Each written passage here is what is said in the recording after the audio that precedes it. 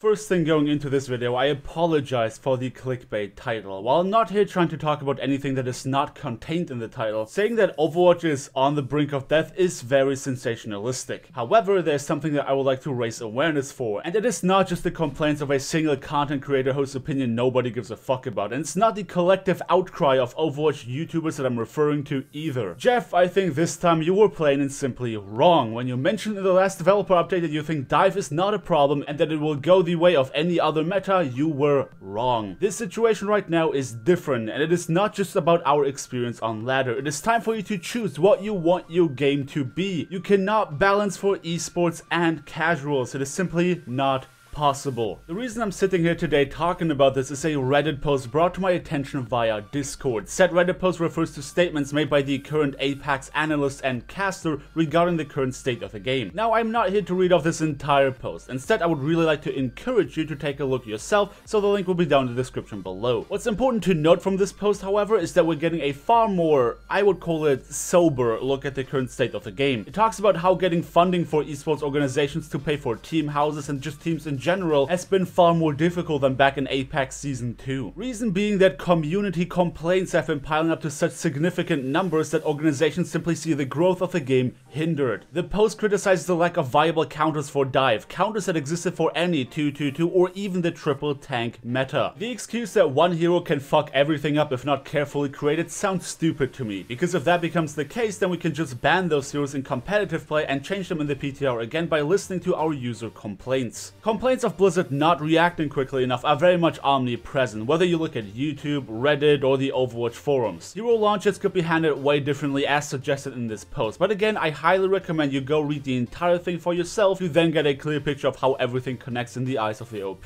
But I would not be here if it was only for a single man's opinion, unless that opinion is my own, obviously, as my content is primarily driven by exactly that. Bottom line is that players don't enjoy playing this meta, casters don't enjoy casting it, and the industry lost faith in the potential of Overwatch, which hinders the growth of the esports scene as a whole. Obviously, next to that, we have countless user complaints voicing their dislike for this current meta. It is fact that only a handful of heroes are currently truly viable, because with the state that Overwatch is in right now, simply nothing else makes sense, and it's just dive over dive over dive. Reports of esports organizations dropping their Overwatch teams have only been piling up, latest example being Tempo Storm. But it does not end here. Popular streamers like Tim the Tatman and DSP Stanky have also openly criticized the current state of the game, and their actions are louder than even their voices, with viewership on Twitch dropping significantly as a result. Streamers are moving on because they don't enjoy the state the game is in right now. Even seasoned Overwatch players like Caffrey and Seagull speak up. At this point in time, I think it becomes obvious that this is not a case of dealing with the vocal minority. It is not only the opinions of those who drive the industry that matter, whether that be streamers, YouTubers, or bloggers, but also the voices of many players who are plain and simply sick of not only this current meta, but the way development has been handled in general. Blizzard's unwillingness to decide for a proper design philosophy is slowly but surely killing the game. Their attempt to balance between changing the game according to user complaints and changing it according to their own vision simply is not working out. A developer should not wait out a problem until the community outcry is so big that they finally give in to nerf or buff something that objectively is not a problem. They need to stop balancing for players who play the game suboptimally, because it creates nothing but chaos all across the ladder. The goal of competitive play should be improvement over time, but right now players are stuck with having to rethink the game every time they enter a new division, trying to figure out which heroes are viable in this elo and which are not, rather than looking into a uniform standard of high-end gameplay that they can work towards achieving. But this is me done for the day as I talk about Overwatch and some of the critical problems that we are currently facing. If you enjoyed the video, then do let me know by dropping me a like on your way out, share it with a friend you think would find it interesting, subscribe if you want to see more, and I hope to see you all next time.